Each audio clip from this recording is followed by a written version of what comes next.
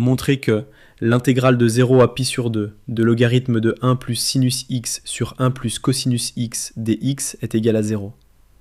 Passons maintenant à la résolution. Posons I égale à l'intégrale de 0 à pi sur 2 de logarithme de 1 plus sinus x sur 1 plus cosinus x dx. On fait le changement de variable. U est égal à pi sur 2 moins x. Alors, sinus x est égal à sinus de pi sur 2 moins u. Donc, sinus x est égal à cosinus u. Et cosinus x est égal à cosinus de pi sur 2 moins u. Donc, cosinus x est égal à sinus u. De plus, du est égal à moins dx. Donc, dx est égal à moins du. Quand x est égal à 0, u est égal à pi sur 2. Tu bloques sur les espaces vectoriels ? Sous-espace, base, dimension, noyau, image, Grassmann. Tout est expliqué pas à pas dans mon e-book, lien en description.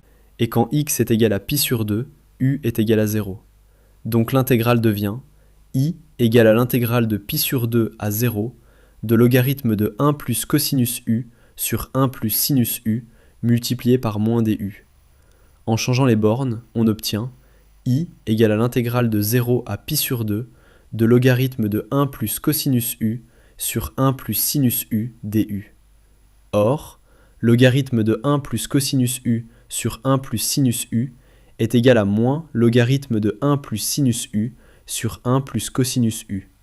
Donc, I égale à moins l'intégrale de 0 à pi sur 2 de logarithme de 1 plus sinus u sur 1 plus cosinus u du. Mais cette intégrale est exactement la même que l'intégrale de départ. Donc, I égale à moins I. Ainsi, 2i est égal à 0. Donc, I est égal à 0.